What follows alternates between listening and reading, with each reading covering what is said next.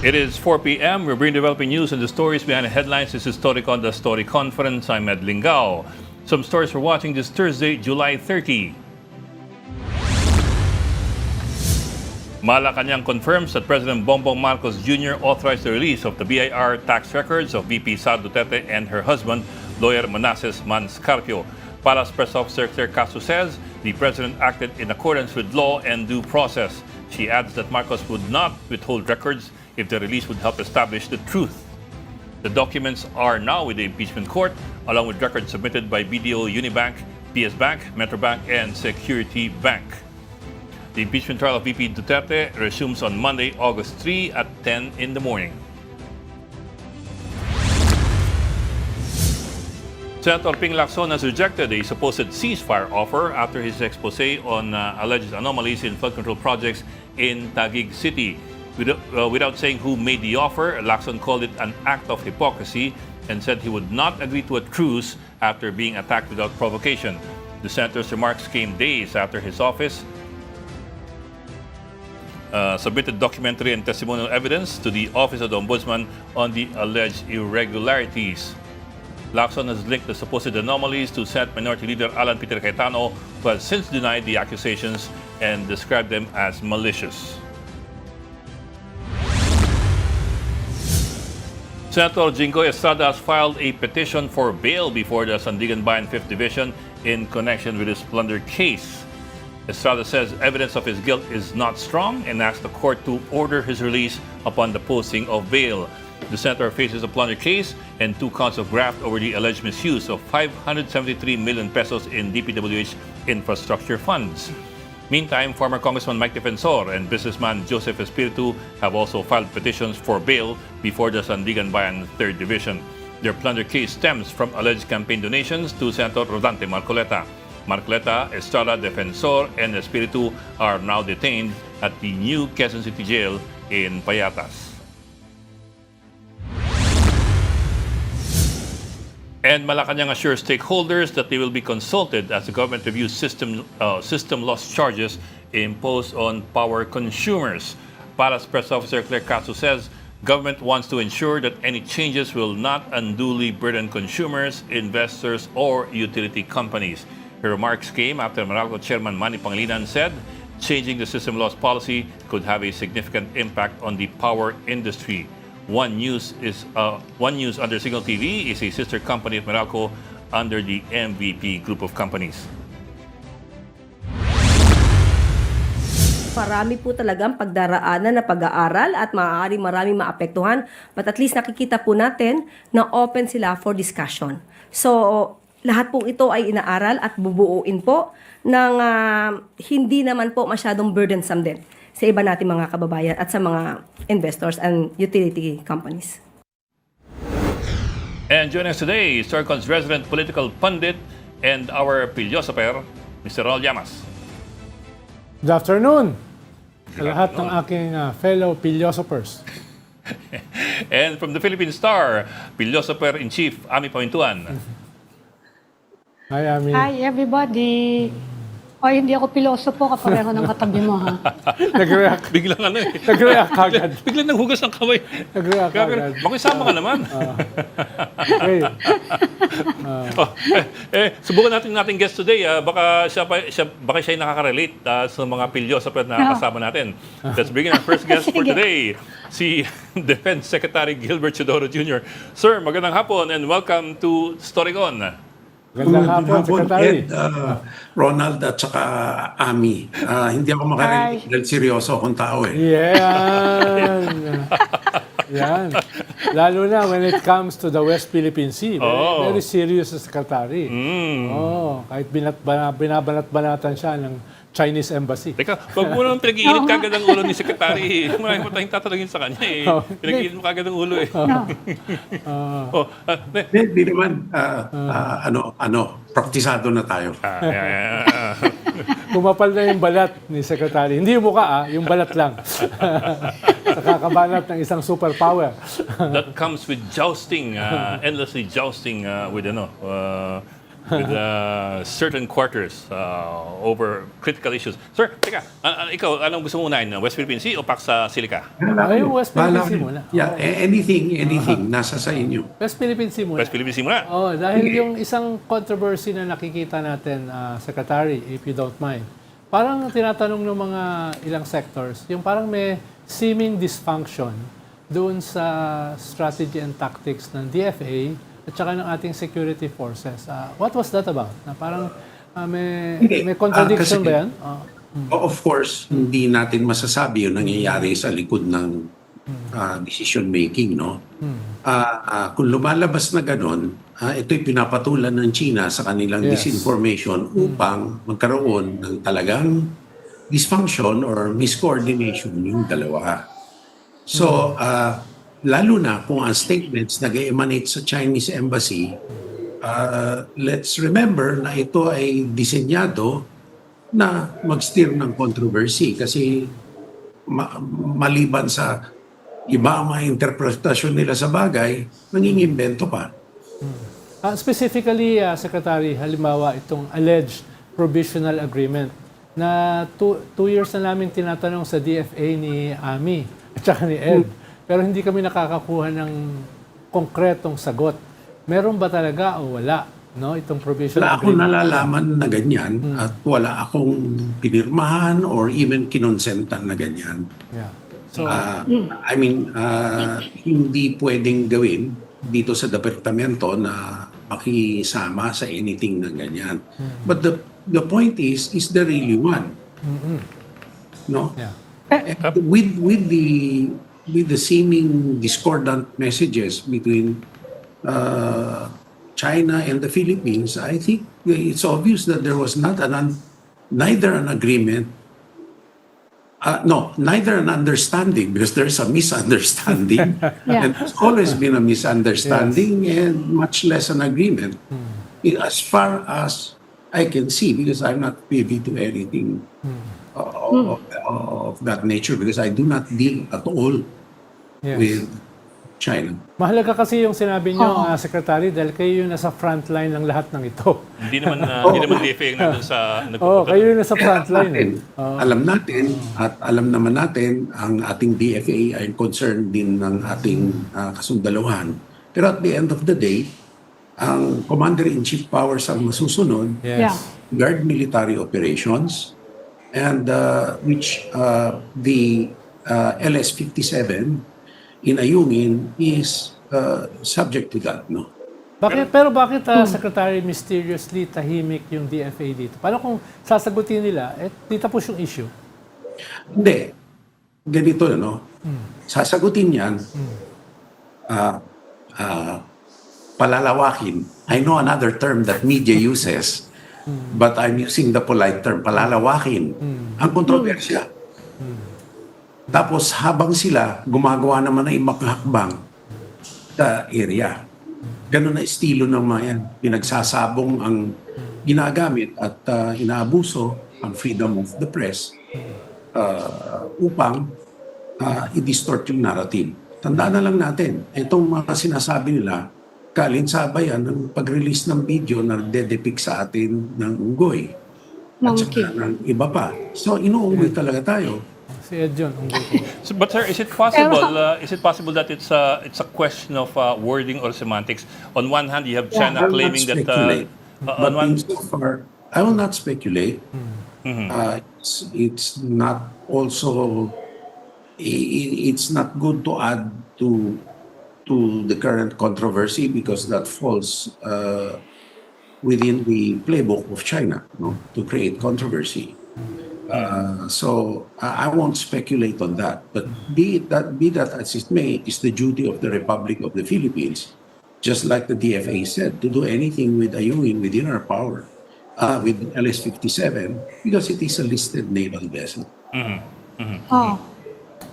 Secretary, kami kasi, no, hindi naman kami mga diplomat, pero si Tess Lazaro kasi, she's talking about provisional understanding. Yun ang tinatanong yata ni Ed na ang pagkakaintindi namin, yun yung nire-refer ng mga Chinese na merong agreement o understanding ang ginamit ni Tess Lazaro Although sinasabi niya na wala naman doon anywhere in that provision saying na kailangan natin magpaalam sa China for our resupply missions to ayungin, ang pagkaalam namin sa DFA, implementer lang yan ng foreign policy.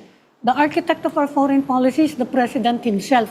Ang tanong ko lang, have you ever talked to the President about it? Dahil mukhang kayo, hindi kayo nakakonsulta about that provisional No. understanding. Because Have you talked to Tess Lazaro or have the three of you ever gotten together para pag-usapan? Ano ba talaga ang ating position kasi dito? disclose sa amin ng details niyan dahil operationally secure, magbabiolate ng aming security protocols. Ang akin lang ay yung mechanics, ComWestcom ang gumagawa nun. At Yeah. ito ay pinapaalaman through the chain of command kay Presidente. Oo. Sir, Sir, hindi ba dapat masabihan man lang na kahit na may put-put, may konting May busina. may busina lang sa di ba, DND na, eto sinabi ko to sa DFA, you engage with China, habang eto naman yung DND na, of course, we will be pursuing our claim. Wala ba man lang ganun kahit sound off Sa akin sa naman, DND na ganun ang magiging policy natin? well, sa akin naman ay maliwanag naman sa akin yung utos ng Presidente. At hindi naman natin binubuksan ang sitwasyon sa hindi natin makontrol ang level. No? Secondly, Yeah. ito ay covered ng Transparency Initiative, so wala ka may tatago dito. Right? Sir, let me put it this way, sir. What parameters are you forced or made to work with? Kasi nga, sabi nga namin sa uli naman, hindi naman DFA nagpupunta doon There are several parameters. Number one is operational secrecy and operational security. Number two is force protection, meaning to say the vessel is not compromised and the delivery vessels are not compromised. Number three, it's sustainability and adequate provisioning. No? But sir, in particular, for example, China seems to be insisting that they be informed at very least or permission be granted by them. Iniinsist As far as nila that's yun, pero concerned, kung ginagawa yun, hindi namin ginagawa sa kanila yun. Hindi nga sila makatungtong dito eh. Camp Aguinaldo, tsaka yung attaché hindi pwedeng pumasok dito. So, paano ko ba yan? Much less na magbibigay kami ng information sa Beijing DAFA, no? Kasi hindi secure yun. Yes, sir. Yes, sir. Pero nothing of the sort na tipong a general notification to all countries with claims that, for example, there's going to be... Wala. Walang ganon. Ginagawa lang yung the general notification pag may NOTAM, notice to airmen, Yeah. let's say maritime cooperative Yes, sir. activities, magkakaroon ng ganon. At nagbibigay tayo ng sapat na notice to comply with international regulations. Hindi katulad ng China, magpapapatak ng missile sa malayo, 3 oras lang yung lead time. Sir, in an interview Secretary. last week, you also mentioned that yung Chinese boats last week, they crossed what you call the no-cross line. I suppose that's the parang the exclusion zone. I suppose that's the word for it. Parang exclusion zone around a warship. How wide or how big is that exclusion zone? We cannot disclose because every warship has its own particular protocols. And the protocol is internal. That's why people will react if that line per vessel is crossed. Now, that is why particularly listed naval vessels keep a safe distance from each other and civilian vessels. Hindi namin mai-disclose kung ano yung no-cross line. Kasi pag di-disclose mo yun, di ma-disclose ko anong susunod doon. No? Yeah? Okay. Kaya mahirap mag-sabi. Okay. On a different note, Secretary, paano several months ago lumabas na meron tayong mga nahuling espiya within our security agencies, no? Our defense agencies. Dahil wala naman tayong malinaw na treason laws, anong status ng mga nahuli natin at yung mahuhuli pa natin in the Investigation, future? because under Section 3E or 3F ng Republic Act 3019 as amended, that's a violation of the Anti-Graft and Corrupt Practices Act for causing undue injury to the government through negligence, gross negligence, evident bad faith, malice, etc. So that is now the crime because you have caused undue injury to the government Yes. through willful or negligent act. No? Now, these people were traced after their stints. So it's a process now of backtracking that has been done and remediated. So I think they are under investigation yet for the violation, I believe, of Republic Act 3019, the Anti-Graft and Corrupt Practices Anti-graft law. Act. How about civilians, Secretary, na nag-i-implement ng malign influence operations ng isang foreign power? If they are members of the government, then we can use that. But right now, that's why we need an espionage law. So it's going to be impactful and proactive because this morphs every day. Yes. And sometimes, because of our penal system, it's very hard to also canalize. So you segregate what is for prosecution really and what is really for administrative action. So if they're not in government, wala tayong magagawa. Halimbawa, yung mga kaibigan ni Ami sa Meron media. tayong magagawa dyan eh. Kasi kung there are several ways to skin a cat, no? It's not only criminal prosecution. And actually, the criminal prosecution nga, dapat pangalawa na lang yan dahil the standard of evidence you need to collect mataas. At kung naghihintay ka na mag-collect ng evidence, ang dami ng tumulo na impormasyon. Yun ang balanse doon. So, kailangan pag-aralan mo kung gaano kalala na kailangan itigil agad or kung ito ay dapat gawing halimbawa, antimano, sa ating mga kababayan or lalo na sa mga dayuhan na walang karapatan na gumawa nun kahit saan, lalo-lalo na dito. So ito ang challenge dyan. Ngayon, kung public platforms ang ginagamit, yan ay walang right to privacy katulad ng mga email sa government offices. Ngayon, ang dapat hanapin natin, palagay ko, ngayon ko lang naisip, kung may regulasyon sa NTC or something that will hold ang propagator ng false news or yung platform to a standard ng ombudsmanism nila para hindi lumabas ito. No? Ang problema lang, pag ginawa mo sa platform ito, parehong side. Hindi mamimili yan kung anong totoo o hindi para hindi lalabas. Now, kailangan natin magdesisyon, mas agrabyado ba tayo dito or hindi.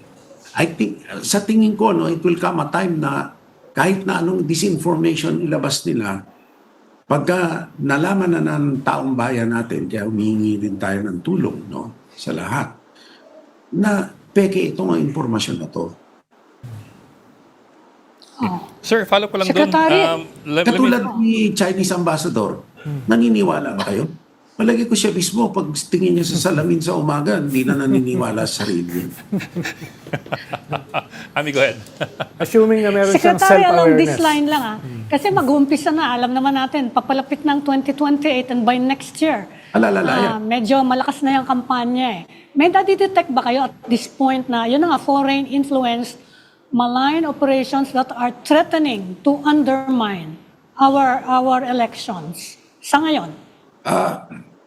Sa ngayon, meron kaming pinag-aaralan na trends. Pero I cannot definitely say kasi mahirap nang tubukin. But there is definitely an effort by China, hindi lang sa false information. Yeah. Bakit nagpupunta-punta sa mga local government lahat yan? Bakit pati eskwelahan, nakita na natin, hindi gaano yung college. Pero yung nagtuturo sa elementary, yung mga partnerships ng elementary school, parents patriae yan eh. Talagang sa kabataan, may special responsibility ang Estado dyan. Ang standard sa kabataan, minor de edad, at standard sa kolehiyo, iba. Oh. Kasi higher learning na yung kolehiyo eh. Yun nga, kailangan bantayan mo yung mga baka maaring sensitibong impormasyon na lumabas. Pero yung basic and intermediate education, formative yan eh. So talagang pakialaman ng Estado yan. So you are monitoring this, Secretary? Definitely, it's part of our job to view trends and to Yeah. collaborate with other law enforcement agencies regarding Within the Philippines siya na, yung pagtuturo na yan. within the Philippines. Yes. The Philippines. Kasi ang daming partnerships eh. Hindi, Yung through partnerships, okay. mismong eskwelahan ko lang eh, na pinanggalingan. Yung senior, may partnership na dinadala. Ano kayo, yung Chinese, yung ano niya eh. Di ba? Ano kayo eh, merong Chinese, yung school niya eh. Kasi, Talagang dati na siyang may tie-up sa Chinese, Yun nga. di ba? hindi, ganito ang, ang istorya niyan. Kaya ewan ko kung Yeah. paano. Kasi, nag-morph eh, and it's ironic. Bakit tinatag yung Xavier? Kasi sinipa ng Yes. 1949 yung mga Hiswita mula sa China. Dito sila nag-form ng China Province. Hindi, Yes. China Province yan. Ng At China province. Oo, in-exile. So, puro teacher namin noong araw, Taiwanese lahat yan. Kaya yung mga kaklase ko Yeah. na citizen, ROC lahat. Kumintang yun eh, oo. Oo. So, ngayon, magpa-partnership ka, and Xavier is a Catholic Yeah, it's Catholic. institution. Dalawang ano na yon. Number one, sinipa ka na. Pangalawa, ayaw maniwala sa relihiyon itong inaano mo, no? So, it's something that I cannot do anything about, but the school may want to look into. Look, the study showed na ang mga nagte-train ng Chinese language teachers galing sa parehong institusyon na naglabas sa Batanes na theory. Hindi siya Taiwanese link. It's mainland. Mainland na, kasi wala nang ang Taiwanese mainland. partnerships dito eh. Kasi mula noong 1975, hindi na sila kinilala. Nag-one China policy tayo. Oo, pati naman yung private institutions nag-one China policy. Yun ang peligro. Okay. Pag na-penetrate yung private ecosystem mo. Sir, are you So, yun lang coordinating yung with binabantayan. Are you coordinating with CHED or DepEd regarding these concerns? No, we're still studying and scoping the issue very carefully before we make a recommendation to the NSA. The NSA is the fulcrum. NSA. Yes, because the NSA is the fulcrum between the Department of National Defense and the other agencies for operational security purposes. But you see this already as a Ang huge NSA concern. magsala. Yes, sir. But you already see this as a huge concern that has to be addressed. It's so because if you already capture the youth, then by a value of skills, they will naturally gravitate towards their own competitiveness, aka Mandarin, versus the national interest in a detached basis, which is national security and national defense. On another issue, Secretary, tayo kasi ngayon ng chairman ng ASEAN. Tayo nag-host ng mga meetings dito. Kagagaling na nga dito ni Chinese Foreign Minister Wang Yi at saka US Foreign Minister Rubio. Yung nagsasabing shared home, Yes. tapos 90% ay kinukuha. Yes, oo. Hindi ko alam, hindi hating kapatid yun. Ang tanong ko, Secretary, ay napag-uusapan kasi ngayon yung Code of Conduct No? Pero Oo. a code of conduct is a code of conduct. Mahalaga kasi yung term of reference niyan. Halimbawa, from our vantage point, ang ating dapat na term of reference ay yung ating arbitral award. Dapat. Na winasak yung 9, 10, 11 dash line ng China. Yes. Ano bang update ngayon sa discussion dyan sa Code of Conduct sa ASEAN? Dahil I'm sure, alam nyo yung mga developments dyan. Kami kasi hindi namin masyadong hindi masyadong transparent. Hindi ko rin nalalaman kasi yung punto de vista ko ngayon is very much on reshaping the armed forces and the DND for mission-capable roles, no? And ito lang ang modernization, hirap na ako. At saka yung strategic basing and nahihirapan na ako. Now, ito na lang ang pinansasandalan ko. Sinabi ni Secretary Lazaro after the anniversary of the award, dalawang bagay. Number one, it must be based on UNCLOS. And ito ang mas, palagay ko, telling, if you read between the lines, it must build on the arbitral award. Ngayon, the mere reference sa arbitral award, malaking barrier na yun. Right? So, ang nagre-resonate sa akin ay nakataas din ang radar, no, ni Secretary Lazaro.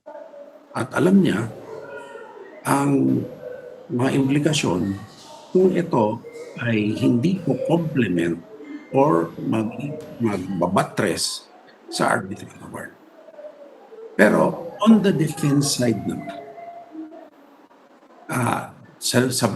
siguro nararapat na pag-usapan dito. On the defense side, katungkulan ng Presidente to preserve and defend the territorial integrity of the Republic of the Philippines and sovereignty against all threats, internal and external. Now, ang ASEAN, centrality and unity, importante yan para may backyard tayo na ligtas sa inter-ASEAN conflict kasi nakaka-detract yan eh. So, if maintain peace and stability, dito, malaking tulong yun. Ngayon, for our own purposes, because unique tayo at detached tayo by a body of water or bodies of water, the biggest being the South China Sea from the rest of continental Southeast Asia. Southeast. Oo, bukod tangi ang ating needs. Secondly, we are an active threat by China every day, and it is very assertive. No? So, ang ASEAN centrality at unity, hindi yan ang punot dulo ng ating pangangailangan sa defense. Kaya kino-complement natin ito sa ating external and bilateral and multilateral alliance building activities to complete the story. For example, sa Pacific Ocean, anong ASEAN country ang mayroong Pacific Ocean? Wala. Tayo lang. So doon lang kailangan na natin kasi busy na tayo sa West eh. On Yung another, yeah. aming interpretation dito sa lahat na ito. Kasi muna ang Article 1. I mean, if you don't have territory, sovereignty, government. Yan ang tatlong elements. On another note, Secretary, pasensya na at halo-halo yung tanong namin dahil alam namin limited yung oras. No? Earlier this year, sabi ng ating Presidente, we have to prepare ourselves for the possible invasion of Taiwan. Anong hinahanda ng ating defense forces dito? Yan ba ay usapin lamang ng ating OFW na napakarami, mga 250,000 sa Taiwan? Ang statement kasi ng China, pati yung Batanes, kiniklaim nila eh. Which is directly related to Taiwan, ha? I mean, kung tayo talaga ginagawa yung trabaho natin, lahat ng contingencies kailangan natin paghandaan. At kung tayo man ayaw madamay, idamay tayo. Ano ang gagawin natin? Kasi umaasa tayo hindi tayo idadamay. Kaya nga, lahat na nang gawin natin sa kanila, kahit magpalipad tayo na saranggola, provocative na sa kanila eh. No?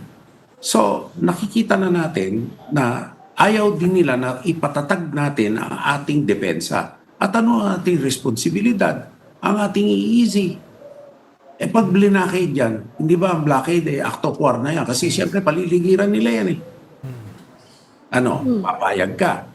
Kung pumayag ka, naging kasakapan ka ng China. Right? Kung magkalabo-labo dyan, parang, okay, eto na lang, huwag na akong magbibigay ng senaryo sa labas.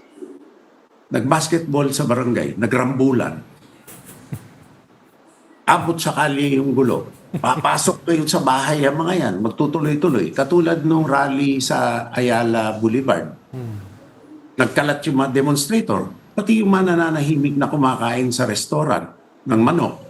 Bilasagan nila ng salamin, ninakawan pa nila. Masarap daw yung restaurant na yun, Ronald. Soup food daw, pakalat. Ay, masarap yun. So, ganun ang senaryo. Kasi pag nagkalabo-labo na, hindi mo na control kung idadamay ka o hindi. Kaya dapat handa tayo. Oo, kasi ano na yan eh. Hahanap na ng pader. Yung isa, susugod hanggang makahanap ng pader. Kung hindi lang sa dagat yung pader, dito pala yung pader na pwede nila sandalan para bumawi eh. Diba, Secretary. Can happen. Kaya dapat, ayaw man natin madamay talaga. Well and good.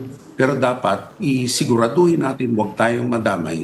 Hindi sa pamamagitan na maging kasangkapan ng pagdamay, kung hindi, mag-deter sa pandramay. Secretary, anong assessment nyo sa situation in Panatag Shoal? Kasi yung iba nagsasabi meron ng effective control over the shoal ang China. Ang assessment namin dyan, ito ay theater na rin. At hindi lang Panatag, lahat ng features natin.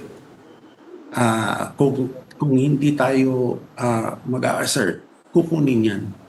Simple yun. Yeah. So let's not take it one by one, but let's take it in a whole push because the effort should be sustained and the effort should be consistent. And the effort also should be resourced properly. Yeah. Do we have enough? Kasi parang yung iba nakukulangan sa, although kayo, of course, you are fighting back, pero mostly, nakukulangan sila doon sa actual na pushback natin. They're comparing the responses, for example, of Indonesia. Tayo, nagra-ramp up ba tayo yung Ikumpara natin. yung mga yung response natin? You compare not only the frontline strengths of the Indonesia, etc., but the reserves. May petrol yan. May ano yan. May coal yan. No? So, parang nag-blood transfusion ka. Kailangan yung supply mo ng dugo, naka-ready na.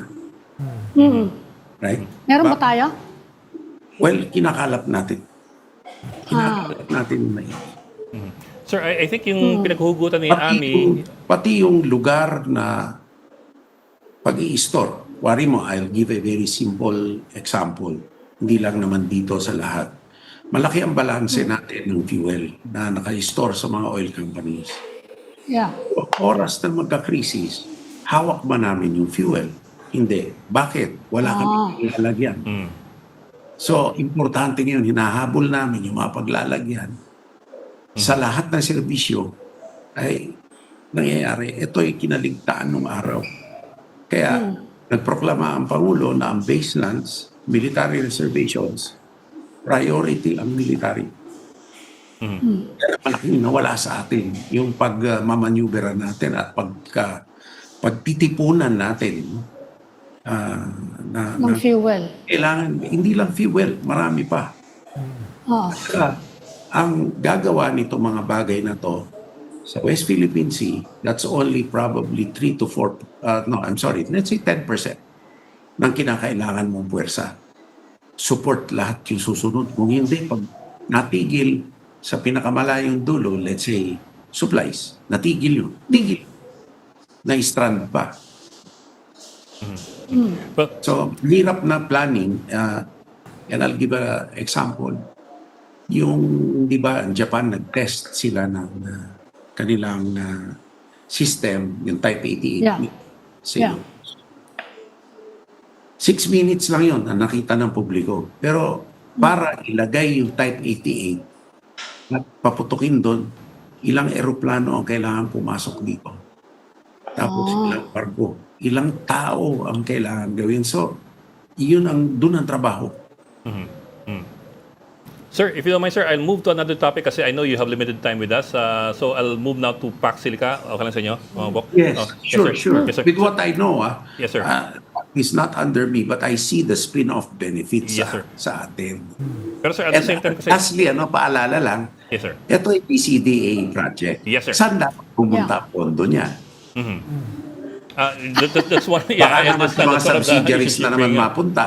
Baka na naman sa kaya nga gusto ko ng accounting dyan nung araw pa, nung nag-umpisa pa hanggang ngayon, 45 billion lang natatanggap natin dyan. Pero sir, I also understand Dyan. that the DND Secretary is also Aside the... from the synergies, yan ang interest ko dyan. Apo. But I also understand, sir, that DND Secretary is also the chairperson of the BCDA. No. Hindi. Okay, No. okay. Hindi. Pero di ba, Secretary, kailangan dyan ng whole of government approach? Dahil mismo yung Presidente Kailangan. sinabi, kanyan, Kailangan. a game changer Kailangan. yan eh. That will also From involve regulatory geopolitics. authority Geopolitics is all... to the security agencies, to power, to water, and Yes, oo. So hindi kaya yan ng BCDA lang. It has to be at least a cluster of... talaga relevant. kaya ng BCDA yan.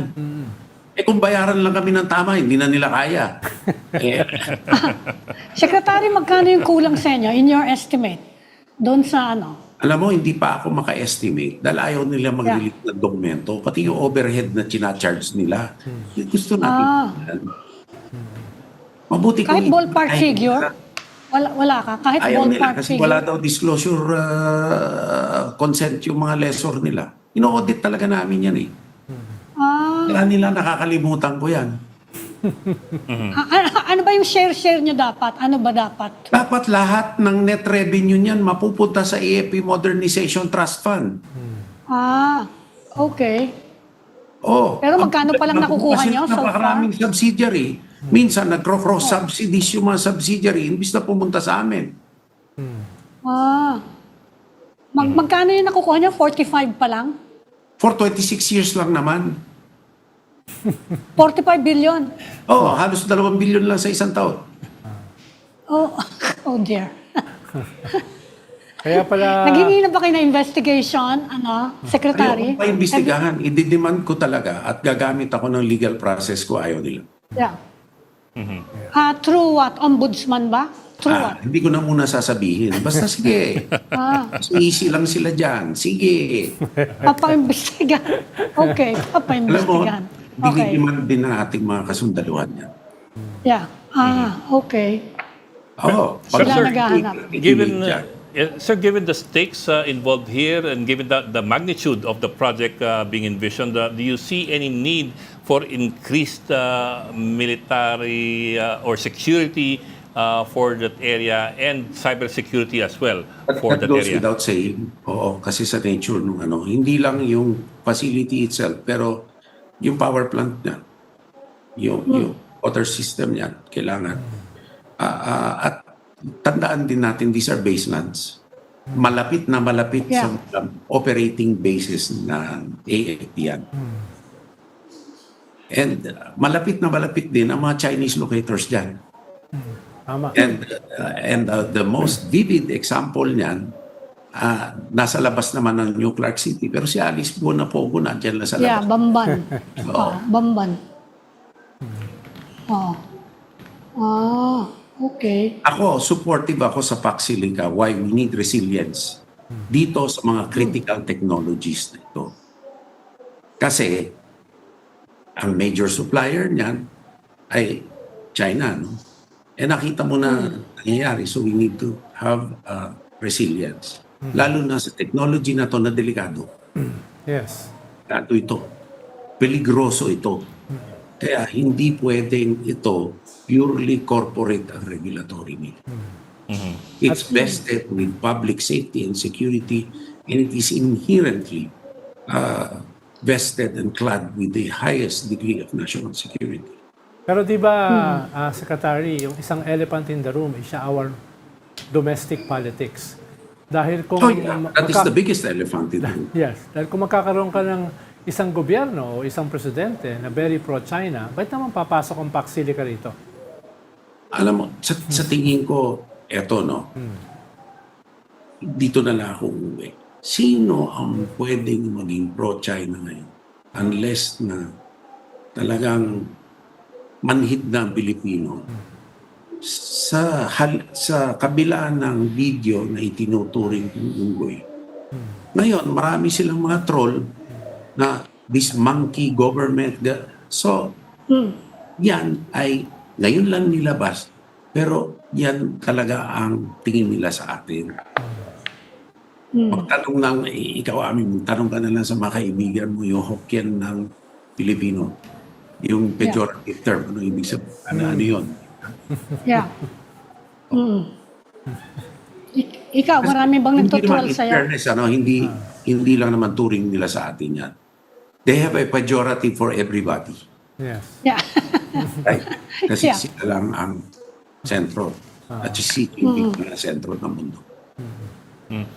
Sir, if I may, I'd like to follow up a question I asked you last week. I asked you last week kasi about how extensive are maliban dun sa sa influence operations, how extensive are Chinese, I don't know, field operations? Is that the word to use here? Malakas talaga. In the Philippines. Sanja, Chuansing, and that's just Alice Go. That's just the tip of the bucket. Naiimbestigahan ba natin, Secretary, yung libo-libo na mga Chinese nationals na binigyan natin ng residency rito? I think that is a matter of concern din kasi marami nang lumulundag. Maraming lumulundag, no? Pero ito ang kakaiba. Yung report sa akin, yung mga sinara ng mga front steel factories na yan or smuggling hubs, hindi tangan-tangan ng mga Chinese workers doon ang kanilang pasaporte. Ito ay tangan ng ibang tao na darating a day or two later at ipipresenta yung pasaporte na may work permit of authorization. Hindi ba obligasyon ng kahit sino, lalo na dayuhan, that means of identification tangan-tangan nila or within their material control. Hindi tangan ng ibang tao. China, ikaw, Chinese citizen, pumunta ka mula one city to another, wala kang identity document, kulong ka. No? So, what am I leading to? To me, and I'm not an expert, if the passports are withheld in the control of another, not within the material control of the alien, and it is done en masse to a group, that is prima facie evidence of human trafficking. And it is a violation of immigration law. Minsan, sinasamahan pa yata ng mga embassy officials na pinalalandakan nila legal yung stay. Ngayon, pumunta na let's go beyond that. Doon na lang sila tumitigil Para lang maliwanag, hindi namin sinisingle out ang Chinese workers. You cannot do that if the activity is legal. So you have to target whether the activity is illegal or not. And a host of violations have been from environmental law to product standards to whatnot. So, if we stick to the legality, that's of the type of workers, that's the Chinese tactic to confine the debate. And sinasabi nila ngayon, discrimination yun. Bakit yung Chinese lang yung huli? Simple lang ang salita. Yung mga Chinese naka-PPE doon sa loob yung mga Pilipino exposed Right? Ito, seryoso ito. Na ano, kasi ang mga bakal nito, kinukot ko lang si Director Matibag noong isang araw, napupunta sa mga structures ito. At merong bakal na galing dito sa Pampanga, ginamit sa collapse structure sa Angeles. Kasi ano ba ito? Scrap iron ito eh. Nilulusaw ito, madumi ito. Tapos, ginagawang rebar. No? Itong process na to, tinatawag na induction furnace. Ito ay binawal na ng China sa kanilang bansa. Dahil madumi, tsaka obsolete. Dinonate nila, sa kawang gawa naman sa atin, dinonate nila diyan sa Pilipinas, tapos pinatatakbo ng mga galamay nila. Secretary, kumusta yung balak niyo na i-pull out yung mga military attachés? Ilan ba yung military attachés natin in China? Marami ang military attachés at doon, ito ay worldwide review. Kulang tayo Yes. ng marami Kulang. sa ibang lugar. Sa Europe, dadalawa lang ang tao dyan. Buong continental Europe. Sa Middle East, 2 o 3 lang. Kailangan natin doon ngayon. Ang India, iisa, pero dadalawa lang ang tao. Laki-laki ng India. Ngayon, may output lahat yan. On a whole host of topics. Anong output natin? Bini-review natin. Anong output na China for the expense? Oh. Right? So ano na, approve nyo na yan. Itutuloy nyo na i-pull out from China. Wala pang final analysis na ginagawa because I want it to be objectively based, no? And once we see that we need to redeploy the asset somewhere else, then we do so. Nabanggit niyo, Secretary, yung hirap niyo dito sa modernization ng ating armed forces. Hindi ba tayo nag-shift sa ibang uri ng modernization like yung nakikita natin ngayon na drone technology sa ibang mga Drones. bansa? Sa Middle East, dito sa Europe? Alam mo, malaking tulong yon at meron na tayong pinag-aaralan tungkol dyan. Meron naman tayong ginagamit na, no? Na drones. Pero it cannot really substitute for the major investments you need to make to deepen your resilience. It can delay or postpone phenomena, but it cannot hold off for a very long time. So you need to build deterrence. It is an important part of that. You can substitute, in terms of frontline equipment, drones for other more expensive capabilities, but that does not free you from the big platforms that are necessary. Because for drones, you'll need to launch them from big platforms too. You need standoff capabilities. Parang hub and spoke, right? Hub and spoke. Depending on the type of the drone and what you want it to do also. Yeah. Yeah. Pero sir, I suppose if you're going to invest in drones, we're not sourcing them from China. But Ukraine, I suppose And Ukraine is a neither major any manufacturer now. component thereof. Ukraine, Turkey. You have other... Kasi kasakala yung We're exploring Paxilica. several options. No? Oh. Silica probably will work with drones. Kasi yung drone, it's just the delivery. Maliit siya, okay. Or hindi, may malaking drone din, yung UAV at saka ano. Depende kung anong gusto mong pagawa sa kanya. Oh. Tulad ng vapor. Ang barkong pandagat, the hull, the vessel, and the engine is just one. Yeah. Pero importante ang ilalaman mo doon. Yun ang mahal. Yun ang importante. Ngayon sa drone, madali lang yan eh. Ano ang ilalaman mo doon? Yun ang gagawin ng Paxilica, yung Yeah. utak niya. At saka yung connectivity niya.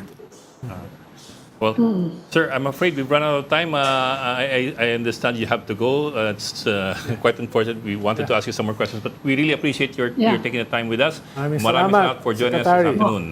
Ako nagpapasalamat. Thank you. Tapos nagbibigyan ng pagkakataon na papaliwanagan ang ating mga kababayan, ano, with factual and if it's in my department, a policy guidance coming straight from the horse's mouth para walang misinformation and disinformation. Okay, salamat po. Salamat po. Thank you. Secretary Thank Secretary you, Isidoro. Secretary. Thank you, Thanks, sir. everyone. You're watching Storycon on One News. We will just take a break. We'll be right back. This is the Story Conference Group or the Storycon Group.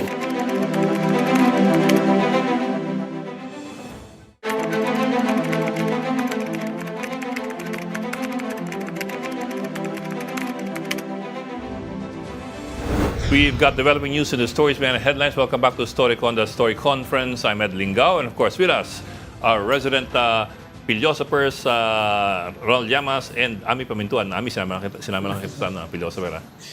Sige na nga, sige na. Umuo din. Maraming takeaways doon sa interview natin kay Oo. Secretary. So, Yeah. halimbawa, in-emphasize niya yung mga schools natin na pinapasukan. Schools and LGUs. In particular, his school, Xavier siya. Xavier. Xavier siya, and I think he speaks Mandarin. Ha? Pinaliwanag pa niya na Tinuturo yun doon. Yung Tinuturo history yun ng ano, doon. from 1949, nung na-evict yung Kumintang. Oo. Yung Jesuit province. Di ko alam na ano yan. Nag-umpisa siya na Taiwanese. Ano.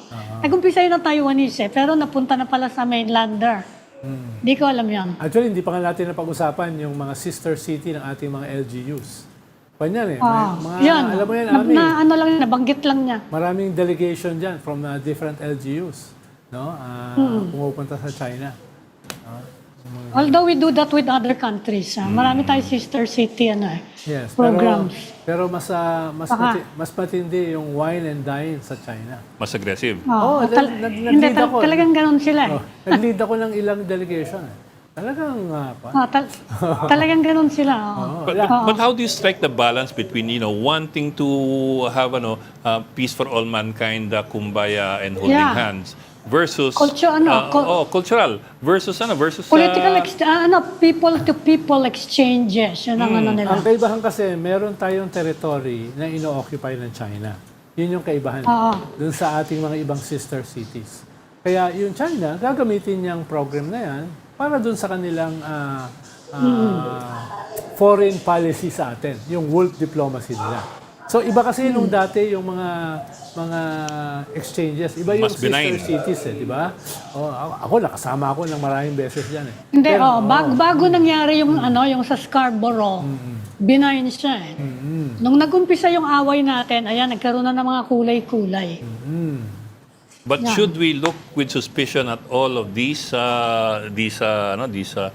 cooperation agreements, or should Of course. we have Lalo na kung halimbawa, yung sister city ay nangyari sa isang lugar na merong EDCA.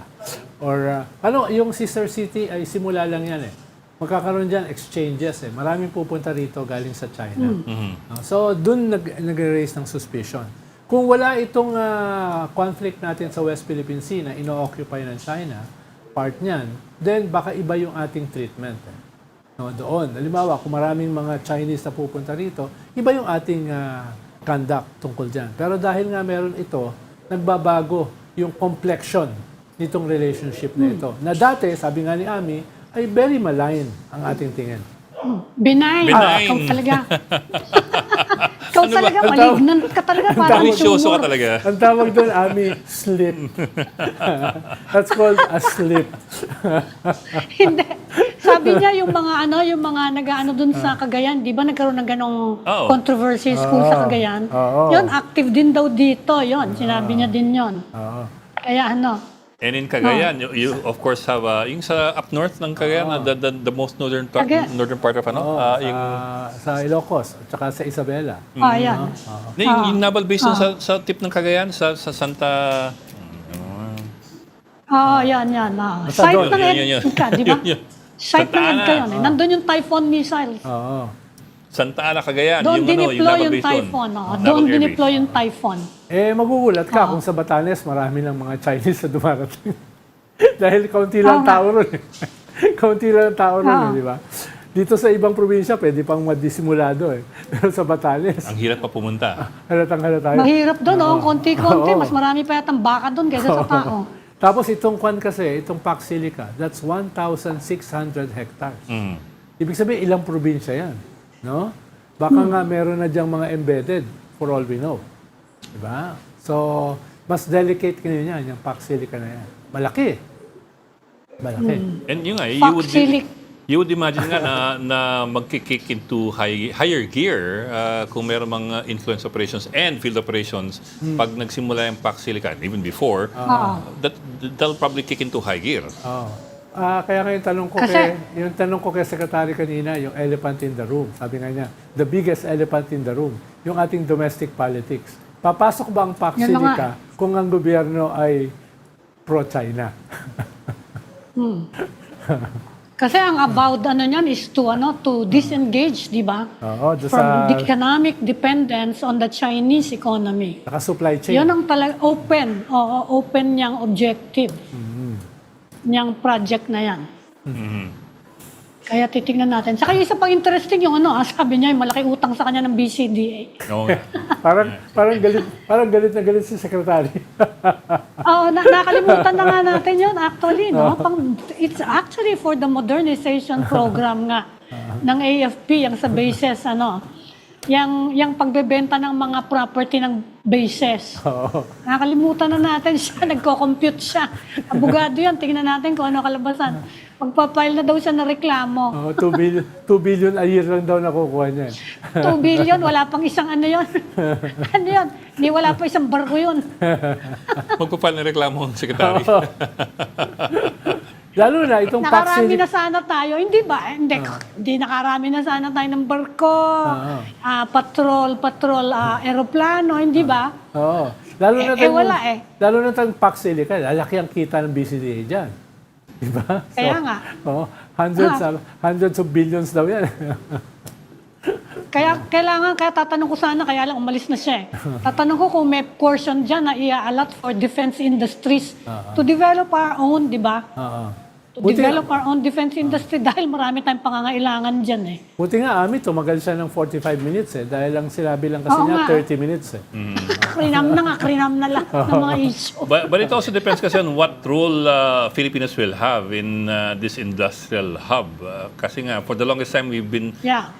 a big part of the semiconductor industry chain, pero we were mostly in packaging, testing, and repackaging of semiconductors, not in manufacturing or designing or anything of that sort na high-end and high-tech.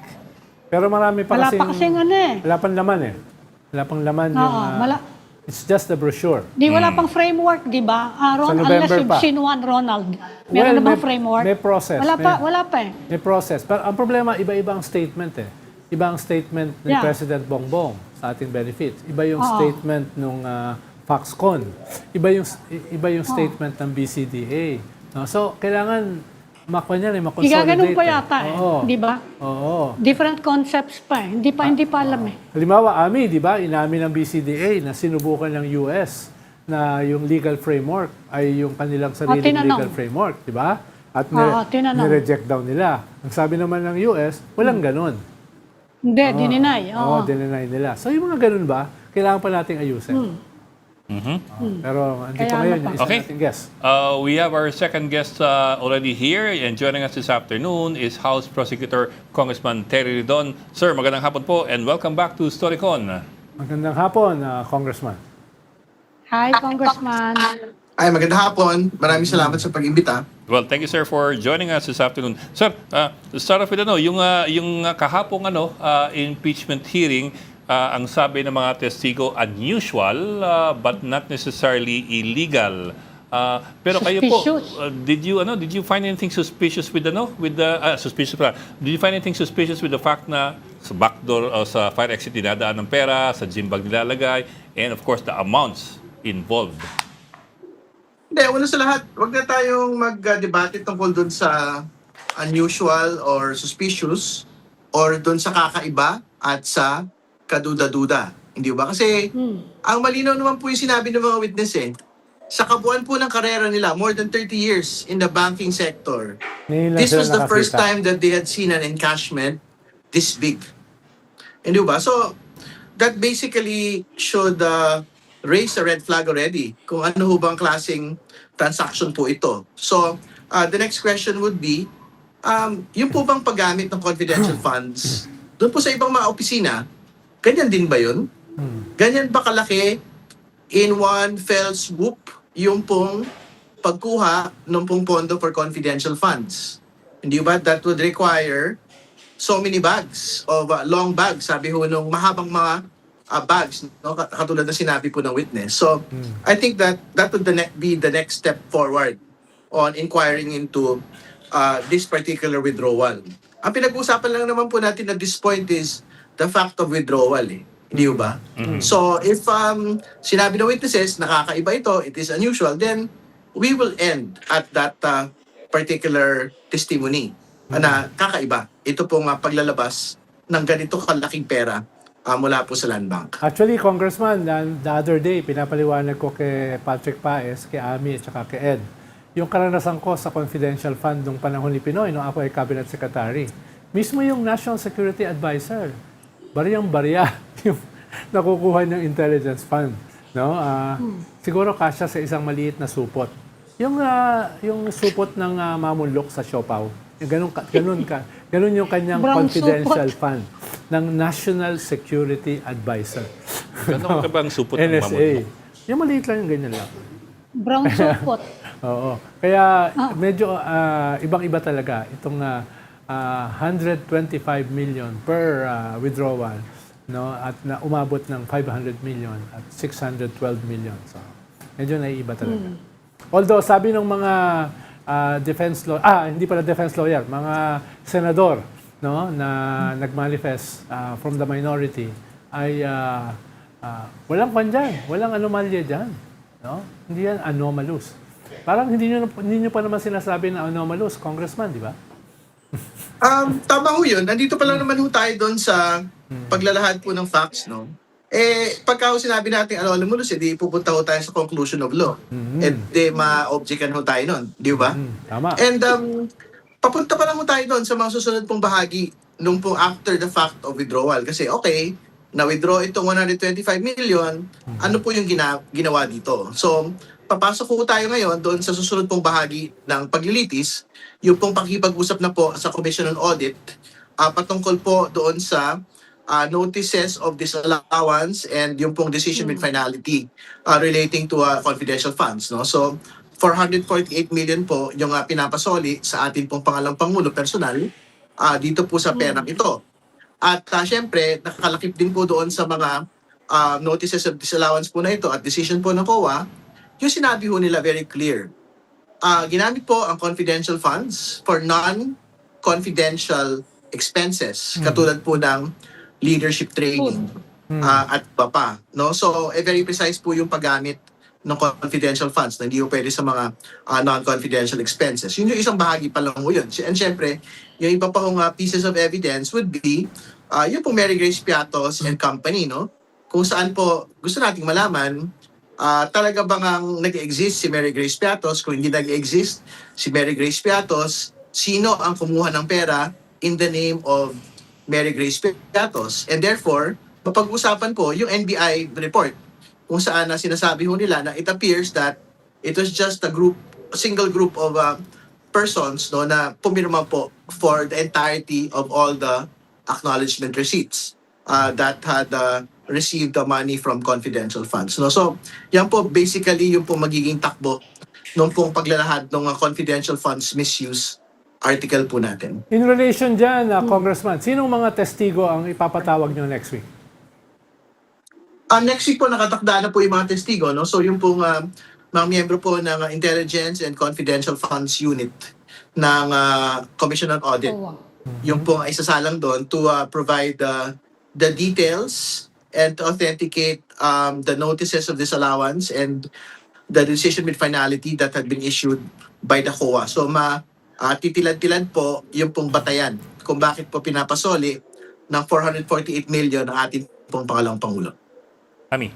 Congressman, ang malaking istorya ngayon pinayagan na daw ni President Marcos na pabuksan yung tax records ni Vice President Duterte sa kayong asawa niya. Pinayagan na kasi kailangan hingin nyo ng BIR pala sa presidente. Kailan kaya maririnig yan? Yung kailangan masasama sa trial. Yun ang inaabangan din. Mabubulat Apart from lahat. that COA report, mga kailan kaya siya makikita ng mga tao? At tama po kayo, ngayong araw po na ito, ang pinakamalaking balita ay nagsumite na po yung pong ilang mga bangko at yung pong BIR, nung lahat po ng mga subpoena documents ng mag-asawang Duterte Carpio at ng kanila pong mga kumpanya. Kailangan ko lang po malaman kung yung MLC nag-submit din po ng kanila pong mga dokumento within the close of business hours. So hopefully, mai-submit din po nila.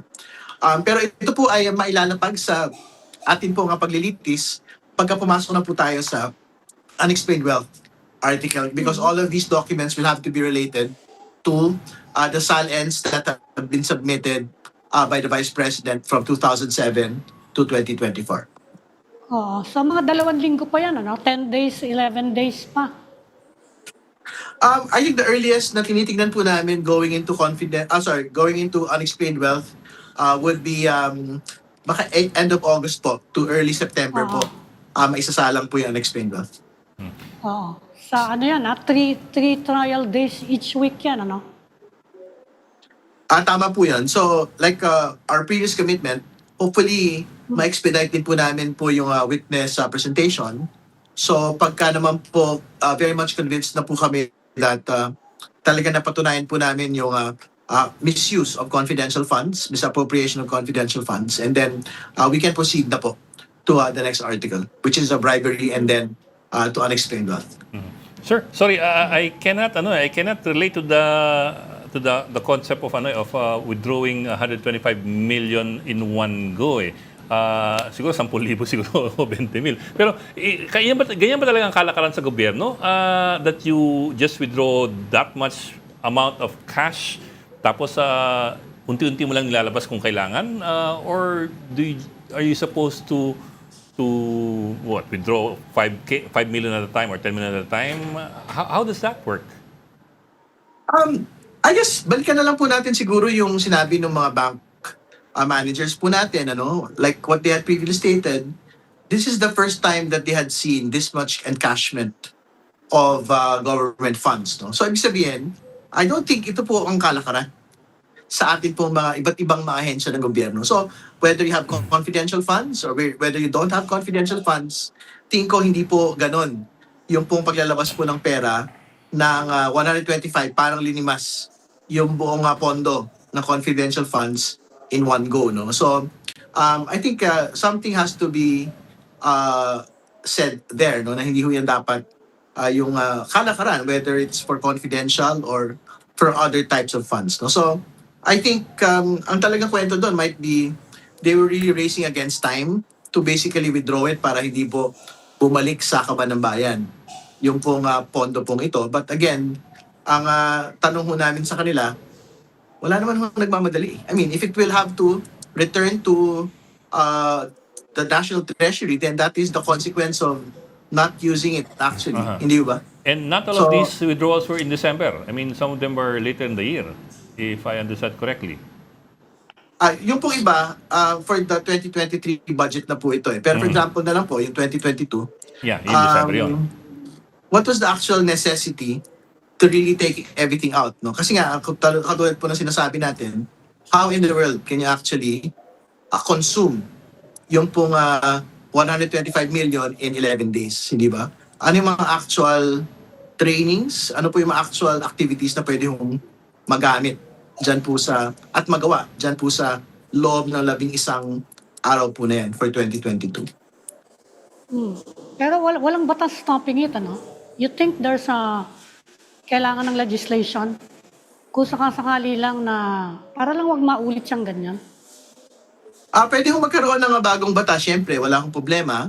At pwede rin hong magkaroon pa ho ng bagong mga guidelines sa atin pong COA to prevent yung ganyan pong kalaking paglalabas po ng pondo ng atin pong whether confidential or mga non-confidential budget line items. No? Pero I think kailangan ho talaga ng dagdag pong pagpapalakas na kasi halimbawa, some quarters are trying to justify not just po yung use but also yung paggamit daw po ng mga alias, no? But I've been trying to look into the COA circular relating to the guidelines of confidential funds. Parang wala naman po ako nakikitang paggamit ng alias doon. So ibig sabihin, even if we say na sure, Mary Grace Piatos is a fictitious person to protect agents, I think it doesn't exist in that COA circular. Pwedeng mali po ako. I can be corrected. Pero tinignan ko po doon ang nakalagay lang po doon, it should be placed for confidential funds, it should be placed in a sealed envelope, the names, no? Pero Yeah. for intelligence funds, kailangan po nakalagay sa vault, no? Yun lang po yung pagkakaiba, but there's no provision there allowing the use of aliases for the use of confidential funds or intelligence funds. As Congressman, may dalawang very controversial witness na inaabangan ng mga tao. Yung isa ay si Madriaga. No? Yung ikalawa ay si Colonel La Chica. Dahil siya yung allegedly nag-distribute nung several 100 million na yan. No? So, kailan nyo sila ipapatawag? No? Kailan bibili ng popcorn yung mga nanonood dito sa ating Netflix teleserye? Pinagdidesisyonan pa ho ng panel, no? Kung kailangan pa ba ito pong dalawang mga witnesses po na ito. Kasi tingin ko naman ho, yung pinakamalakas na mga ebidensya is not on the testimony of the witnesses po. Ano? Ang pinakamalakas ho lagi ng mga ebidensya, yung pong mga documentary evidence, no? That can be shown relating to the use of confidential funds. No? So, we will decide po when we get to that point. Pero kung masapatan naman ho kami halimbawa na napatunayan na po namin yung confidential funds misuse without exactly summoning Mr. Madriaga or Mr. La Chica, pwede ho nga ma-forgo na po namin that particular aspect of confidential funds misuse. Sir, to your point kanina, in our earlier discussions with Heidi Mendoza, who used to audit confidential funds and intelligence funds, ang sabi niya kasi, pwede naman ng mga alias, pero they have to maintain a logbook or a log of the real recipients, hindi na alias Na nasa vault. na nasa vault. And this is for perusal by the ICFAO, yung Intelligence and Confidential Funds Auditing Unit ng COA. So in other words, even if you have an alias, you are still supposed to have paperwork in a sealed envelope in a vault that would prove that the funds were spent judiciously and legally. Well, the vault is relevant only for intelligence funds.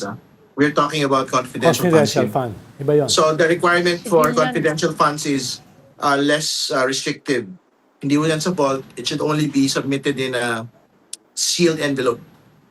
So we will see. And again, ang tingin ko naman ho, sana meron hong ganun. Ibig sabihin, meron ho dapat correspondence on who Mary Grace Piatos is and who Mary Grace Piatos was actually representing. Di ba? Actually, sir, if I remember correctly nga, at least yung CFI, yung confidential funds, every quarter dapat may submissions yan ng ganong paperwork doon in a sealed envelope sa Presidente, sa Speaker, at sa Senate President. Every quarter dapat ang ganong reports. Yun lang, I don't know if that's ever been done judiciously as well. Tama ko yan. It is in the COA guidelines, no, that dapat meron pong reporting to Congress, Senate, and the President. Hindi ko lang ang tiyak po kung that is something that the OVP had complied with. Well, karapatan nyo naman, Congressman, magpasya as prosecution kung sino talaga yung tatawagin. Pero offhand kasi, indicatively, lalo na yung mga lumabas dun sa Justice Committee hearing sa House, ay yung possible evidence o testimony ni Madriaga at ni Colonel La Chica appears to be very compelling dahil sasabihin nila kung saan napunta itong perang ito, no, di ba? Yun yung isang kwandian hindi nga siya documentary, pero very compelling yung kanino binigay itong mga perang ito. At ibubutres niyan yung case na hindi naman talaga to napunta sa mga Piatos, sa mga Tempura, sa mga Nova. May ibang pinuntahan nito. So, yun lang. Parang offhand, sa inyo rin kasi nanggaling yung investigasyon kay Madriaga at saka yung pangalan nila Chika. Hindi. Tama naman yun, no? Pero, syempre, there's another piece of evidence that would show na parang pineke talaga yung mga pirma, which is the NBI handwriting report, no? Na nagsabi na it appears that it is just a single group who basically completed ito pong pagpipirma po ng mga acknowledgement receipts, no? So, I think doon pa lang po tapos na yung usapan on misuse. Kasi bakit naman na iisang grupo lang po yung pong pumirma for the entirety of all the recipients of the confidential funds. Lilinawin ko lang, Congressman, kasi pumapasok na tayo dito sa issue ng kung criminal to, if it's a criminal procedure, plunder na yung pinag-uusapan natin, malversation.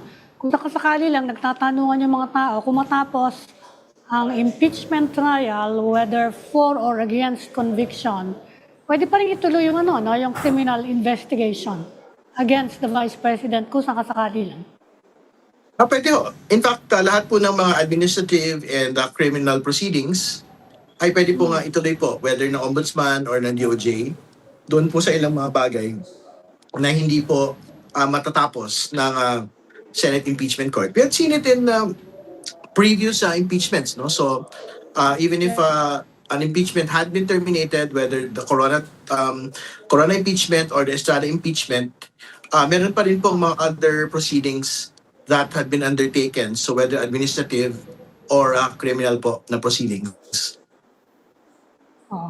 Yan. Okay. Okay? Sige. Any more, Bok? Yeah? Ako, okay na ako. Okay. We'd like to say thank you Okay kay na. Congressman Terry Ridon, bahagi pa ng House Prosecution Panel. Thank you for joining us this afternoon, Congressman Terry Ridon. Maraming Thank salamat. you, Congressman. Salamat, Congressman.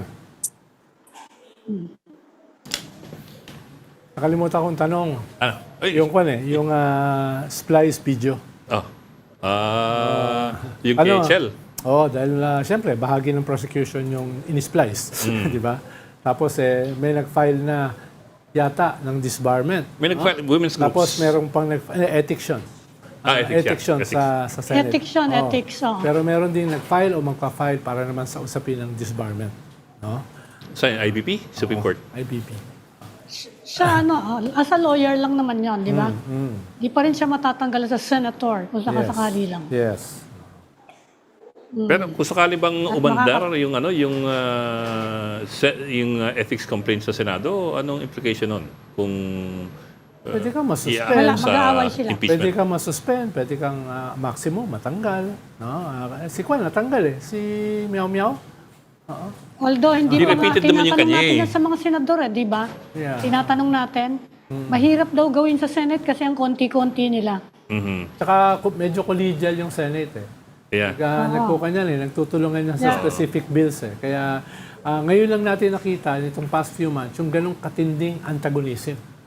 Dahil dati naman may mga away pero hindi ganyang katindi. Itong nakaraang mga buwan, matindi yung away.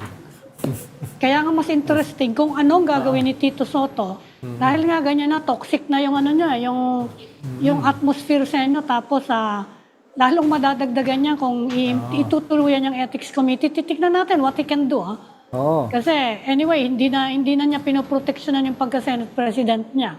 Yes. At saka matindi Tignan natin kung anong kaya niyang gawin. Saka matindi, openly, si Ping, sabi niya, ipapakulong niya si Alan Peter. Ngayon lang nangyari yun, Yung talagang isang senador. Iniimbestigahan ng Tsaka ayaw kapwa niya ng senador. Paano kaya pa nakikita sila, no? No Sa Senado? ceasefire. No ceasefire.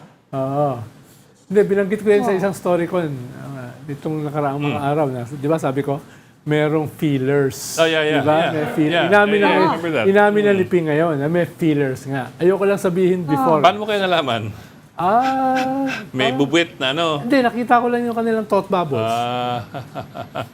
Saka sinabi rin ni Erwin, di ba? Senator Erwin, sinabi din niya, killers from the minority. I wonder nga paano mag-ceasefire. dynamics sila pag nagkakasalubong sila sa Senado. Yeah. Saka okay, di ba? Ako, nagkakasabay sa elevator. Di ba? Hindi naman ganun kalawak ang Senado. Diba? Eh.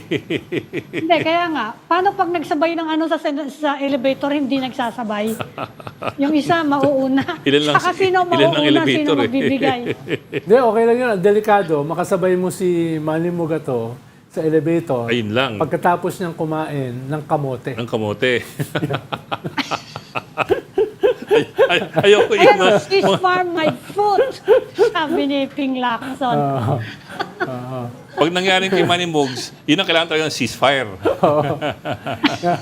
Pero nakita mo bang ganyang kagalit si Ping Lacson, Ami?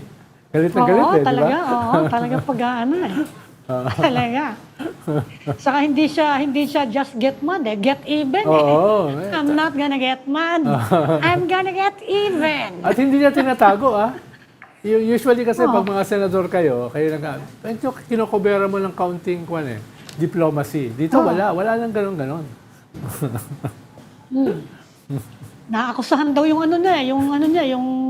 yung pag-aari eh, mga ari-arian niya na pinaghirapan daw niya. Hindi lang Kaya yun. galit na galit. Hindi lang yun. Doon sa galit na galit, yung sinabing tumatanggap siya ng maleta. Doon siya galit na galit.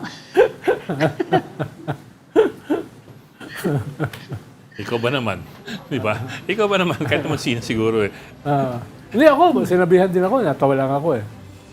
Hindi ka May babawi? maleta ka rin? Hindi, hanggang ngayon. Ikaw babawi ka ng pailalim. Hindi, hanggang ngayon, hinihintay ko yung maleta eh. Baka sakaling dumating.